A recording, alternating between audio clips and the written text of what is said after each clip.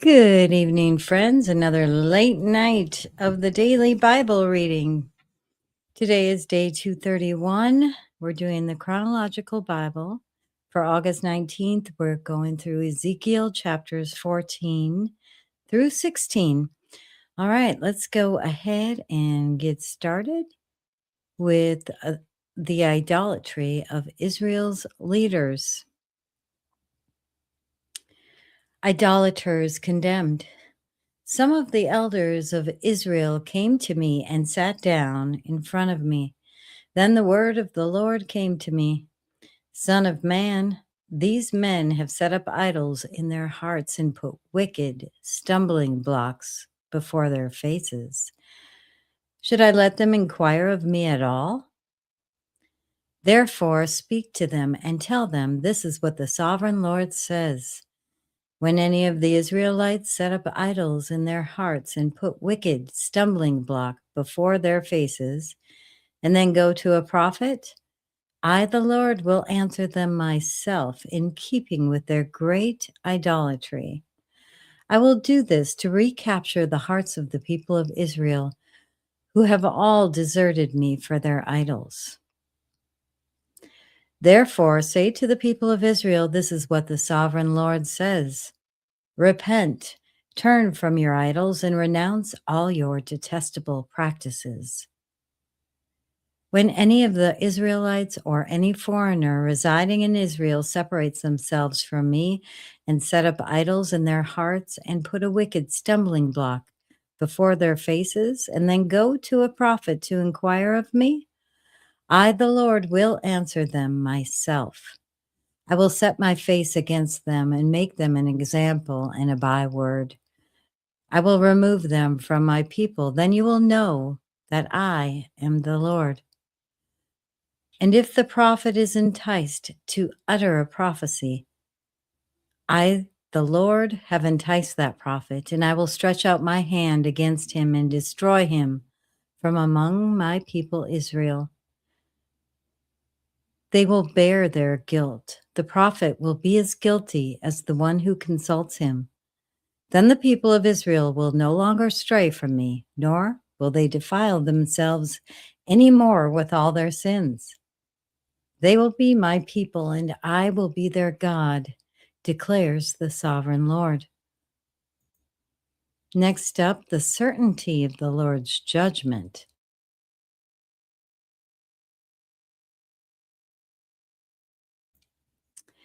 Jerusalem's judgment inescapable.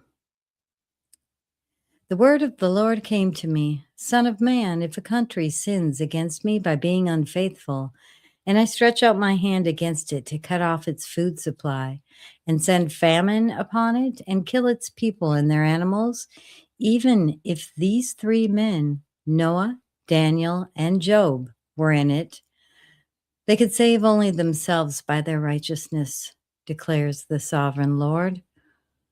Or if I send wild beasts through that country and they leave it childless and it becomes desolate so that no one can pass through it because of the beasts, as surely as I live, declares the sovereign Lord, even if these three men were in it, they could not save, pardon me, they could not save their own sons or daughters.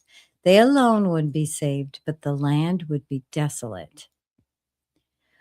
Or if I bring a sword against that country and say, let the sword pass through the land, and I kill its people and their animals, as surely as I live, declares the sovereign Lord, even if these three men were in it, they could not save their own sons or daughters. They alone would be saved. Just going to have a sip of water.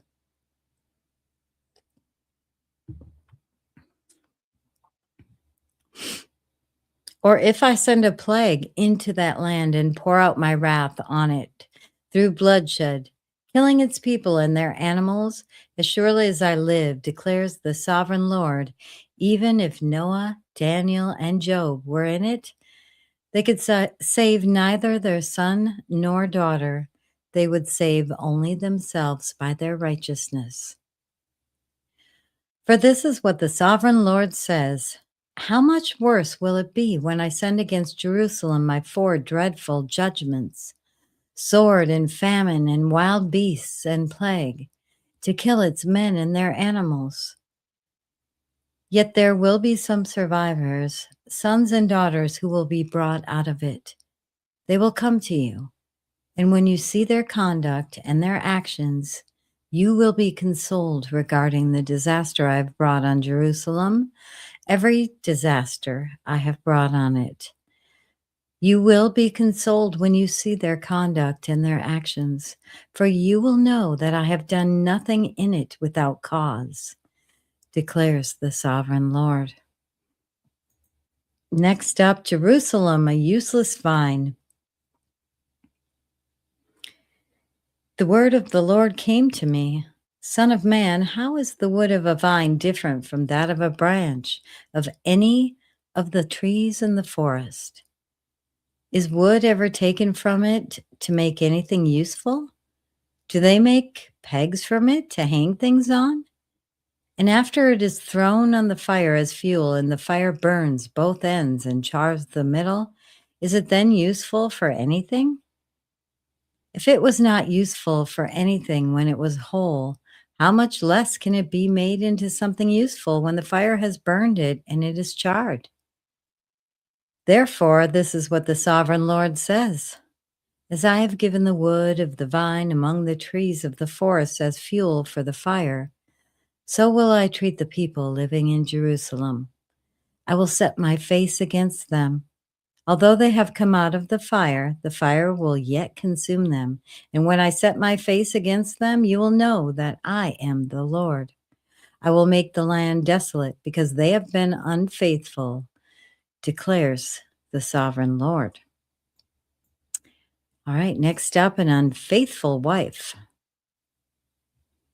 Jerusalem as an adulterous wife. The word of the Lord came to me. Son of man, confront Jerusalem with her detestable practices and say, this is what the sovereign Lord says to Jerusalem. Your ancestry and birth were in the land of the Canaanites. Your father was an Amorite and your mother a Hittite. On the day you were born, your cord was not cut, nor were you washed with water to make you clean, nor were you rubbed with salt or wrapped in cloths. No one looked on you with pity or had compassion enough to do any of these things for you. Rather, you were thrown out into the open field, for on the day you were born, you were despised. Then I passed by and saw you kicking about in your blood. And as you lay there in your blood, I said to you, live. I made you grow like a plant of the field. You grew and developed and entered puberty. Your breasts had formed and your hair had grown, yet you were stark naked.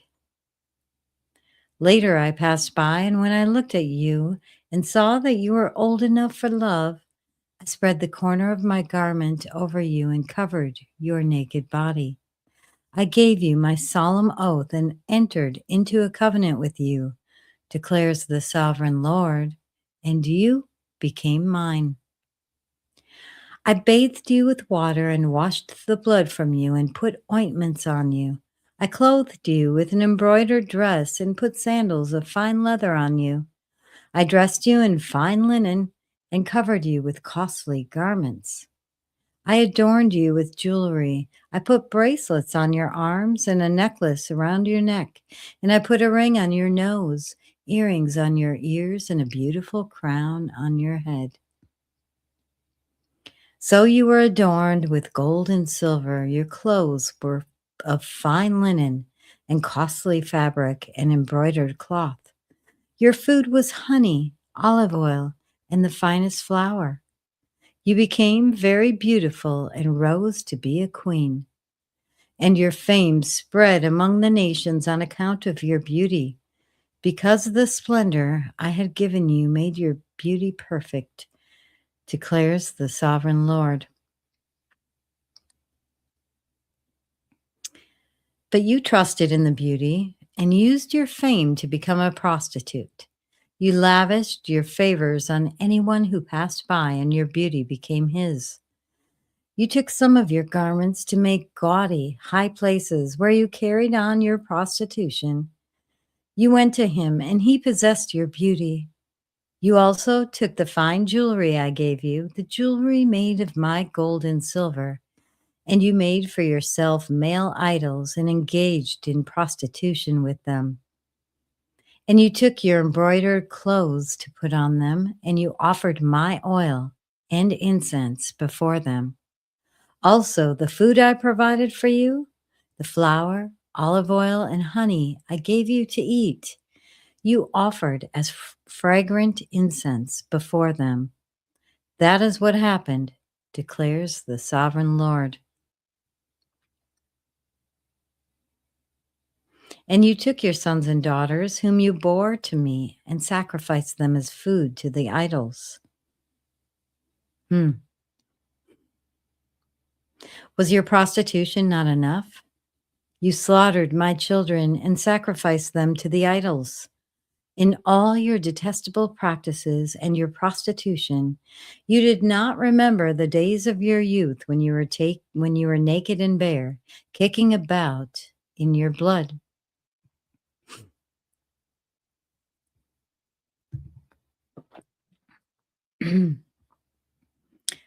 Woe, woe to you, declares the sovereign Lord.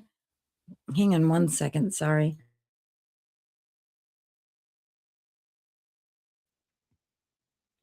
I am just having a dry throat tonight.